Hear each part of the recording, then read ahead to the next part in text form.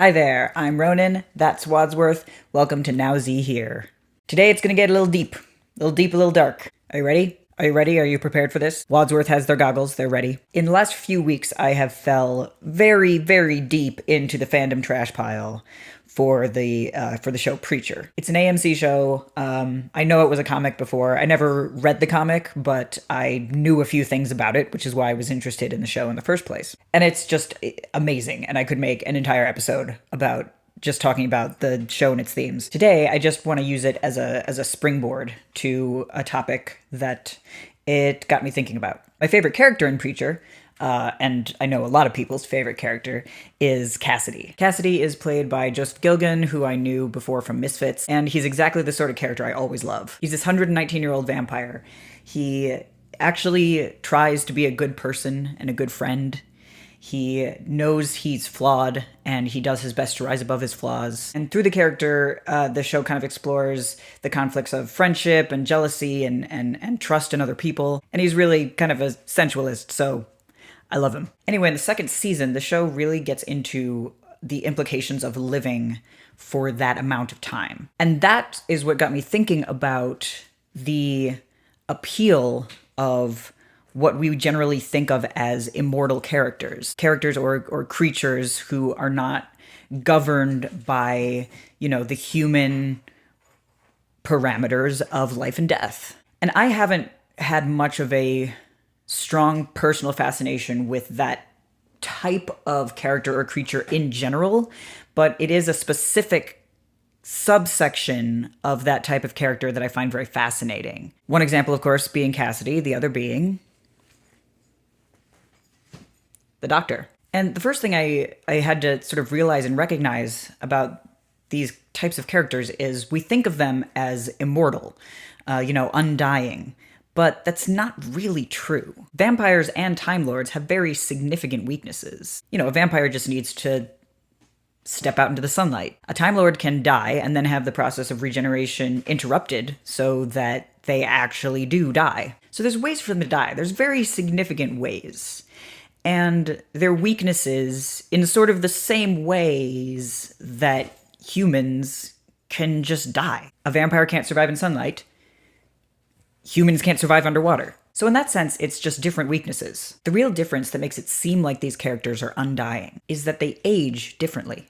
Their cells don't degenerate at the same rate as regular humans. A Time Lord can become an elderly-looking, wrinkly person. It just takes thousands and thousands and thousands of years. And in some vampire mythos, I don't know how it works exactly in Preacher, but in some types of vampire stories, it works the same way. It is possible for a vampire to look old.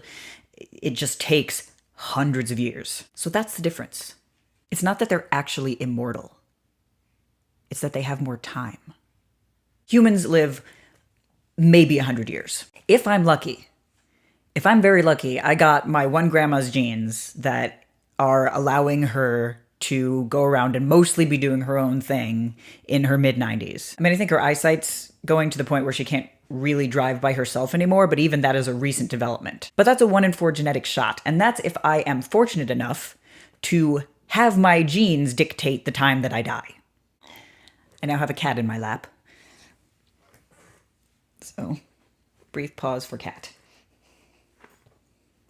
So imagine knowing that, barring getting caught out in the sun, or some freak regeneration accident, or freak whatever accident, I suppose that much is consistent no matter what you are. Imagine knowing that, barring all of that, you could be guaranteed to just keep living.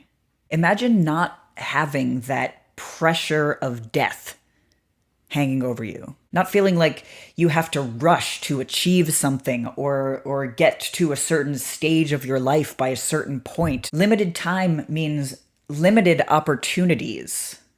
And the more time you have, the more opportunities there are. One of the things I absolutely love about characters like the Doctor and like Cassidy is that they make mistakes, and they're always doing their best to learn from them. And that is what I envy them.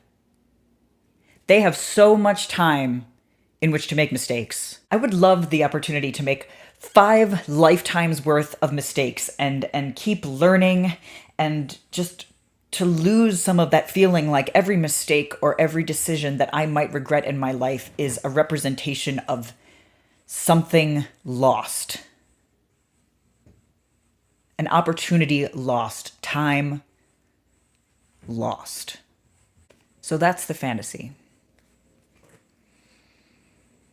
More time. And there's something I've known about myself for a long while now, and it's just that I want to do everything. I want to get every experience out of this life that I can. If I had more time, it'd be easier.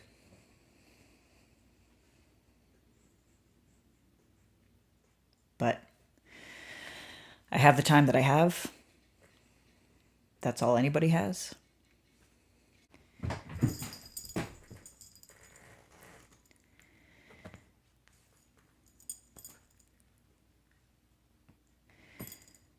And that's what I am in the process of learning to reckon with.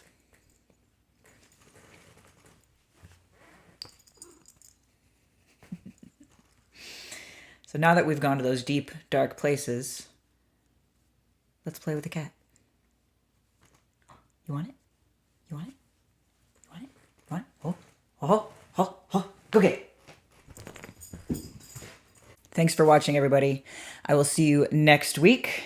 If you enjoyed this video, please check out the links in the description below. I've got a link for Ko-fi down there, as well as a link to my Patreon. And if you haven't subscribed yet, please do go ahead and hit that subscribe button. I'll be back to see you next week. Always be changing.